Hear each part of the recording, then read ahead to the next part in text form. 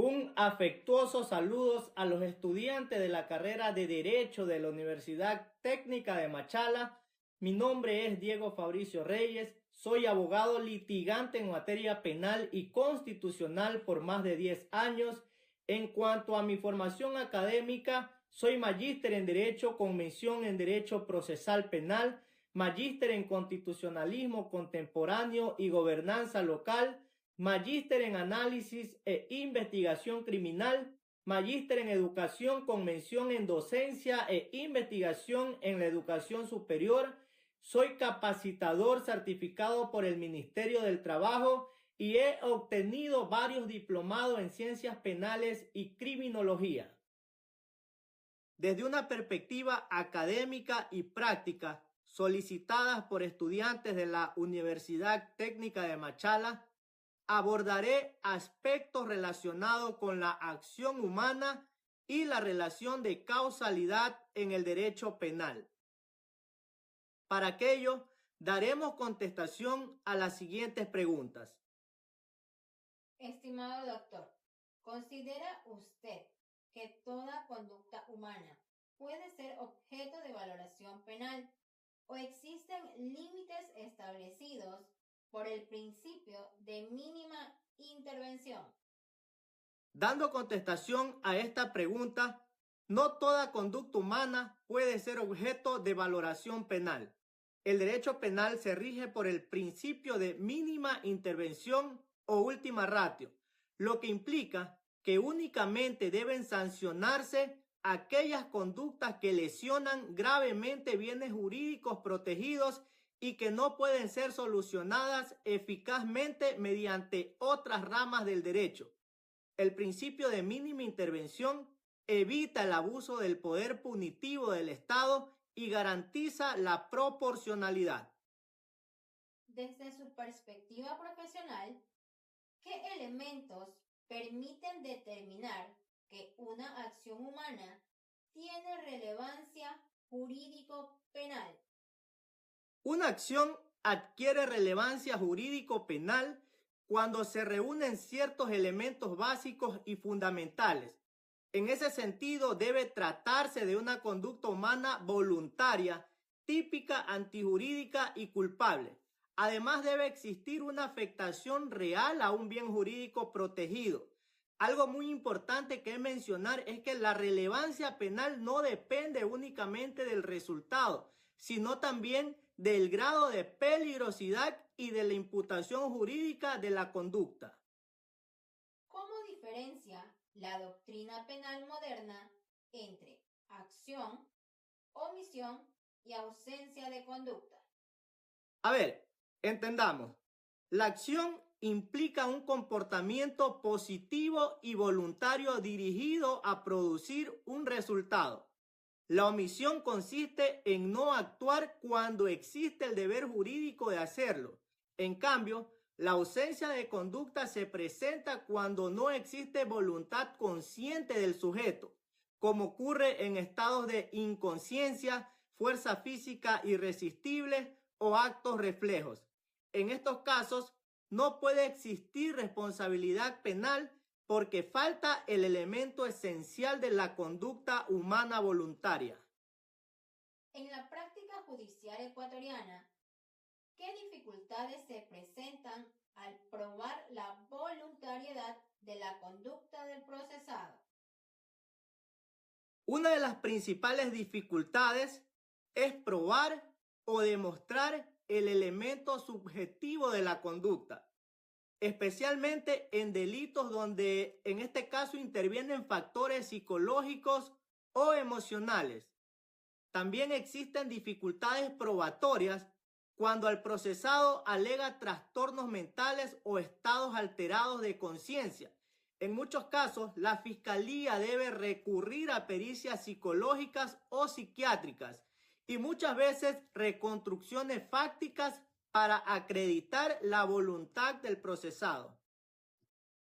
¿Qué teoría de la relación de causalidad considera más adecuada para resolver casos penales complejos y por qué?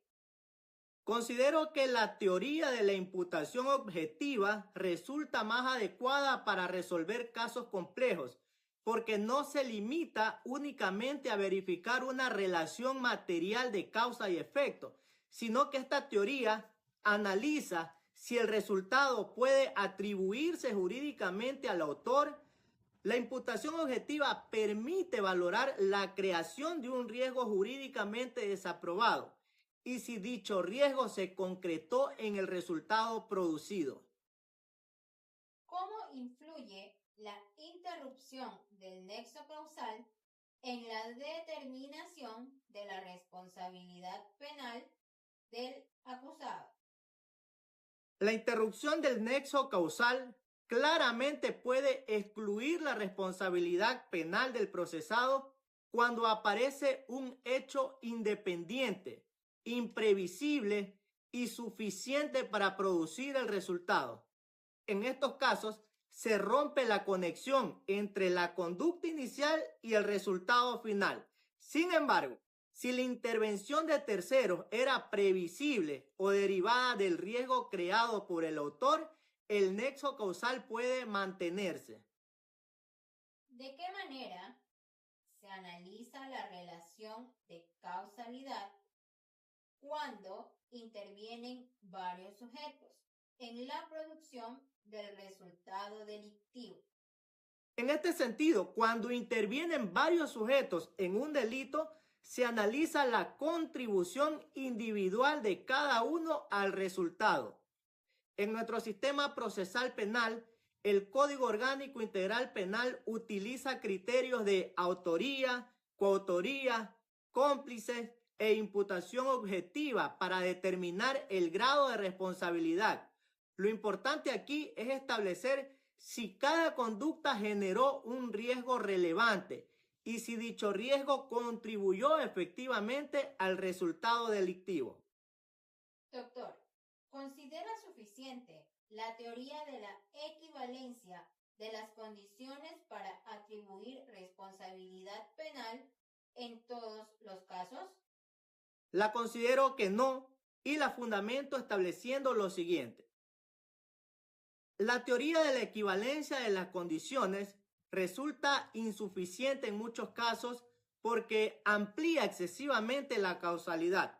Bajo esta teoría, toda condición que contribuye al resultado sería causa de delito. Por ello, la doctrina actual complementa este análisis con criterios de imputación objetiva y limitación normativa para evitar atribuciones desproporcionadas de responsabilidad penal. ¿Qué importancia tiene la imputación objetiva en la delimitación de la responsabilidad penal frente a la simple causalidad material?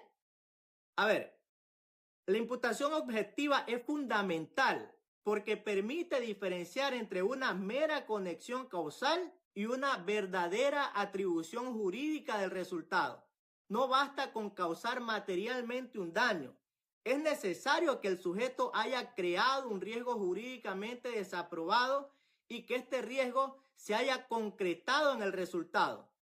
Esto garantiza mayor seguridad jurídica y evita excesos del derecho penal. Doctor, según su experiencia, ¿cuáles son los errores más frecuentes que se cometen al interpretar la relación de causalidad en los procesos penales? Considero que entre los errores más frecuentes muchas veces es confundir causalidad material con imputación jurídica. Muchas veces se ignoran factores externos que rompen el nexo causal y atribuir responsabilidad sin analizar adecuadamente el riesgo creado por el autor. También a veces es muy común que se simplifique el análisis probatorio, especialmente en delitos complejos, donde existen múltiples causas o intervienen varios investigados o procesados. Bien, he dado contestación a las preguntas planteadas, esperando se haya podido entender en virtud del tiempo y felicitando nuevamente a los estudiantes de Derecho de esta Universidad Técnica de Machala, esperando se siga fortaleciendo el estudio de las ciencias penales para formar grandes juristas, que es lo que el país y la sociedad requieren. Muchas gracias.